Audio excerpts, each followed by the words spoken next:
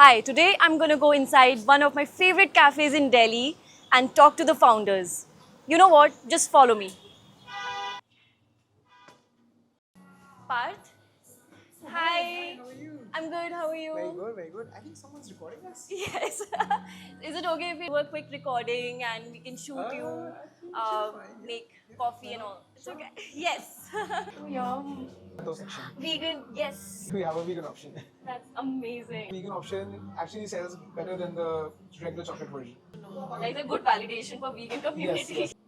Also, as a cafe owner, what do you feel about dairy-free category? Well, I really believe that in today's time, I think people are more aware about their intolerances and their allergies. So while most of the people have switched to dairy-free alternatives because of some intolerance or some allergy, it is also becoming a more popular health choice because people are in general not able to digest lactose as well, and they're feeling heavy after that. So, and in terms of taste as well, if the milk dairy-free alternatives are able to provide that kind of taste, it's better to just go dairy-free. For example, our matcha, regular milk, it tastes much better with the oat milk than with the regular milk. So oat milk is actually the default choice, and you have to ask for regular milk rather than us giving you regular milk. Amazing. So that is how I think it's more evolving right now, and customers are more like being more open to develop this habit of going going dairy-free in general.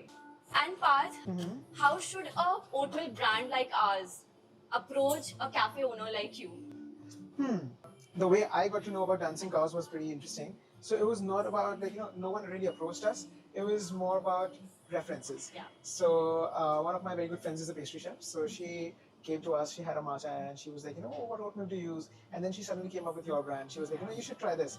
And that's how we tried your product, and that's how we loved it. So I think in the long term, the references will speak for itself, Right. and that's one of the major ways to approach a cafe, because if someone else can recommend your product to them, it's the best. There's your oat milk iced latte as well. Yay, it looks so good.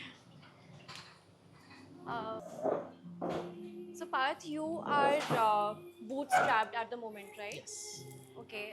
Do you plan on raising any funding anytime soon?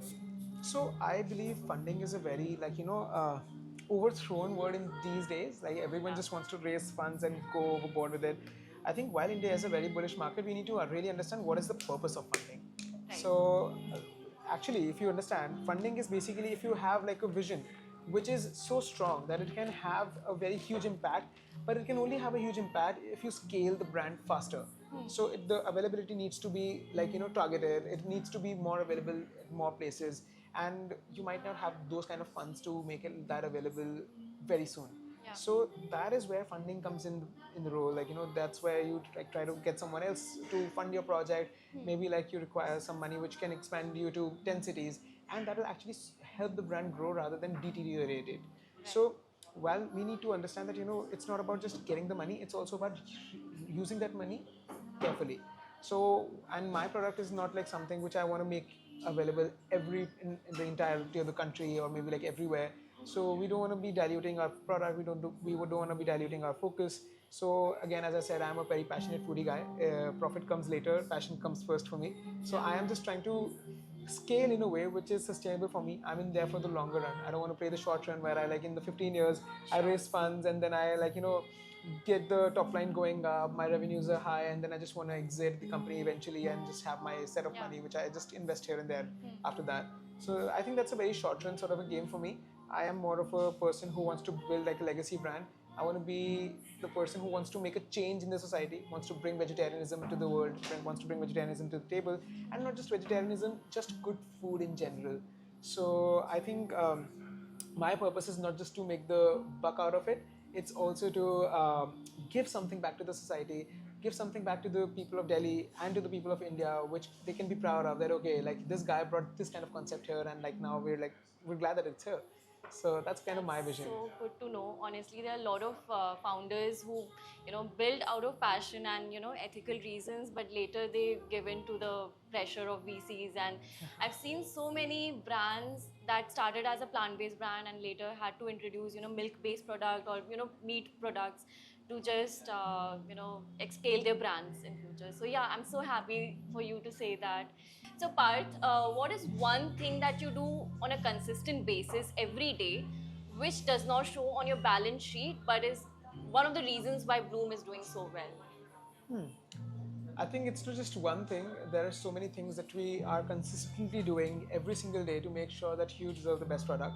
So a lot of it is product driven, I would say. A lot of it is based on quality checks, making sure that we are sourcing from the right ingredients from the right sources, making sure that the backend doesn't flop. And the other part is also keeping the team spirit up, keeping them motivated so that they're also serving you with a smile. So yeah, I think it's a combination of efforts which really doesn't show in the balance sheet. It's a lot of firefighting. It's a lot of challenges that you keep coming across, because obviously life is not a bed of roses, and Yeah. a founder's life might seem very glamorous, especially in the F&B industry. But the reality is that when you dive in, you have to be passionate enough. हम कहते हैं कि सनकपना होना चाहिए. So we need to have that kind You're of psychopathic. yeah, we need to be almost psychopathic to be actually being able to deliver that product, Yeah. because this is a very unforgiving industry, I would say. Like you can be known for your product until your 100th product is fine. You can deliver 100 good products, but as soon as your 101st product is not that great, your bad mouthing starts there and Yeah. then, and it's very hard to reverse that effect. So it's very important to understand that we need to deliver consistently, very a lot more. So the pressure is on us, and it's not a very simple sort of an industry to be in. So but yeah, it's for the industry of passion. I call it the industry of passionate people. Exactly. And I've seen you lift also. Like personally, does it help you to Yes. stay resilient? I mean, I'm completely surrounded by sugar all the way. Yeah. So not just sugar, it's like just good food. And I cannot like not have good food. I'm not the person who'll be like, I'm gonna diet, I don't wanna eat that, I don't wanna Yeah. do that. So I'm the person who would enjoy life. I mean, life is just so short, and you need to enjoy all the Exactly. things. Yeah. Just one thing needs to be there, that everything is in moderation. And the second thing is that you need to just be careful that you're balancing the extra calories out in some workout. So Yeah. that's what made me like a fitness lover. I enjoy doing fitness in general, not just lifting. It's any kind of fitness. It could be running, it could be sports. I'm a badminton player in general, so Yeah, I've seen anything your works. reels. Anything, literally anything which moves my body in the morning works well for me. Nice, amazing. Thank you so much, Parth, for being a part of my Thank you. informal shoot. Yeah, it kind And of turned out to be like a shoot. yeah, thank you Thank for you, no problem. spending time with me.